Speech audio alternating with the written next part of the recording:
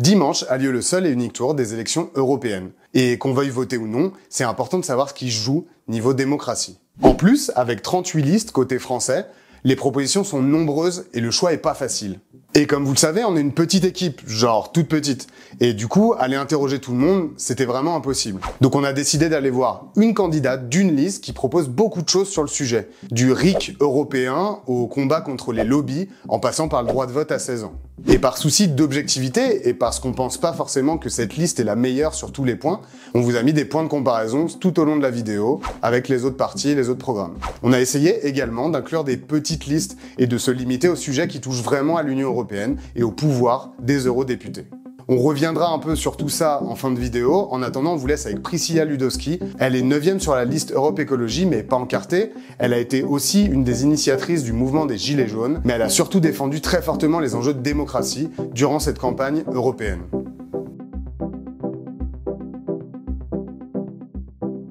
On a une forte défiance des populations envers les institutions en général et particulièrement envers les institutions européennes parce qu'elles protègent toujours les plus gros, qui ont les plus grosses parts de marché, qui prennent le pas sur les questions sociales et environnementales.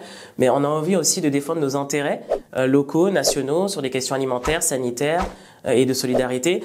Et pour ça, on a l'Union européenne. Elle est là, elle existe. Elle peut être améliorée, on a le droit de la remettre en question dans son fonctionnement et c'est pour ça qu'on propose cette assemblée constituante, c'est pour faire en sorte de réviser les traités, de réviser la manière dont on interagit au sein du Parlement, mais aussi de faire en sorte qu'on ait des dispositifs de participation citoyenne qui nous aident à construire ces règles du jeu et donner son avis sur des questions qui sont importantes et qui ont un impact sur notre quotidien. Donc une assemblée constituante, on en a beaucoup parlé pendant le mouvement des Gilets jaunes, puisqu'il y avait à différentes échelles sur le territoire des exercices d'écriture de la Constitution. Et donc une assemblée constituante, c'est dire on doit pouvoir au sein d'une assemblée réécrire ces règles-là avec des points phares évidemment qu'on défend dans le programme qui sont le référendum d'initiative citoyenne européenne.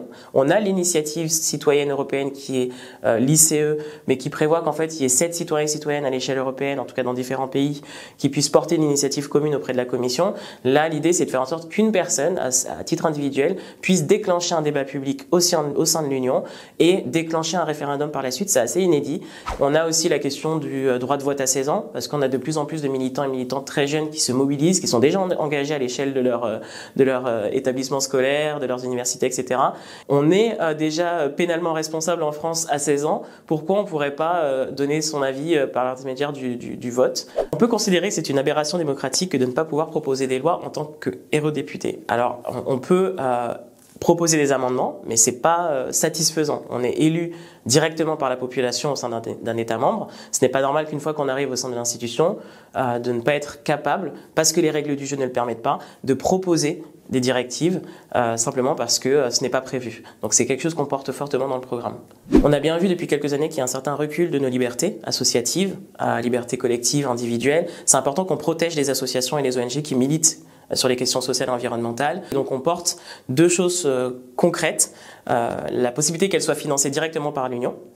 C'est important qu'elles puissent avoir une certaine indépendance et puis qu'elles puissent continuer à militer sereinement. On propose aussi de manière plus générale de les protéger dans leurs règles de fonctionnement et dans la possibilité de garantir leur liberté d'expression, donc notamment en créant un statut européen d'association qui leur permettent d'avoir l'union derrière elles et de faire face à des pratiques liberticides des différents États membres. Ça se matérialise par la coupe de subventions, par l'impossibilité de s'exprimer dans des médias, mais ça se matérialise aussi sur le terrain lors de manifestations ou d'actions de désobéissance civile, par des actions de répression judiciaire, policière, qui ont déjà été dénoncées par l'ONU à plusieurs reprises et encore en 2023. Et l'idée, en fait, en entrant au Parlement européen, c'est de pouvoir faire un état des lieux de ces pratiques de maintien de l'ordre pour faire en sorte qu'on aille vers une désescalade de la violence et qu'on renoue un contact plus apaisé avec les forces de l'ordre pour faire en sorte que, à la fois, on s'inspire de pratiques qui se font ailleurs sur ce qui fonctionne et qu'on tire des leçons de ce qui nous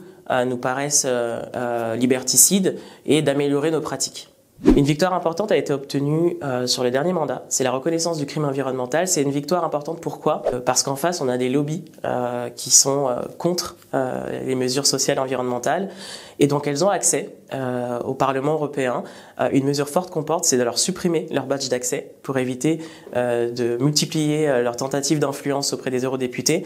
On espère aussi obtenir un renforcement des contrôles qui est aussi une centralisation des informations, des rendez-vous que les eurodéputés ont avec les lobbyistes, etc. Tout ça pour justement préserver notre démocratie, préserver la qualité des débats au sein du Parlement et que ce soit fait en toute transparence. Si on essaie de mettre en place des mesures et qu'en face on a ces gros lobbyistes qui, elles, n'ont pas intérêt à ce que ces mesures soient mises en place mais qu'elles ont un accès hyper privilégié au Parlement européen, c'est absolument pas normal. Et il faut qu'on lutte aussi contre ça. On ne peut pas agir uniquement sur le côté des dispositifs de participation citoyenne et pas sur l'assurance d'un bouclier qui nous protège et préserve la qualité du débat public. Il y a se protéger des lobbyistes, mais il y a aussi comment on fait en sorte d'avoir une information de qualité et préserver de toute tentative d'ingérence. Contre la centralisation des médias et notamment d'Euronews, on en a parlé. Il y a aussi la protection des personnes qui ne sont pas dans le milieu journalistique, comme les lanceurs et les lanceuses d'alerte, qui sont souvent au sein des entreprises, qui nous informent parfois au détriment de leur propre liberté.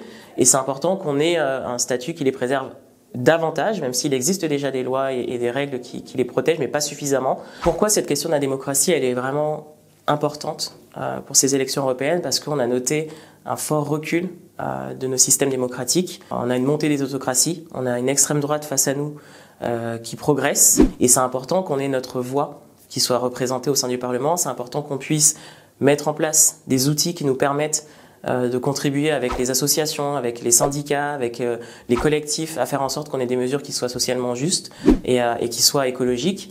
Donc c'est nous donner la force au sein du Parlement d'aller travailler à mettre en place le RIC, d'aller travailler à mettre en place le droit de vote à 16 ans et de pouvoir déclencher cette assemblée constituante qui serait inédite pour nous permettre de réécrire ensemble les règles du jeu. On espère que ça vous a intéressé. Évidemment, on vous dit pas s'il faut ou pour qui voter, même si on se rend bien compte que certaines listes, plutôt à gauche, s'intéressent plus que d'autres aux enjeux de démocratie et le mettent plus en avant dans leurs programmes. D'autres programmes défendent également la participation citoyenne, mais plus localement ou plus nationalement, ce qu'on manquera pas de vous raconter dans les semaines à venir, une fois cette élection importante pour le futur de l'Union européenne terminée. Si ça vous a chauffé à voter, rendez-vous le 9 juin dans votre bureau électoral. Et si on a oublié des points importants, dites-le nous en commentaire.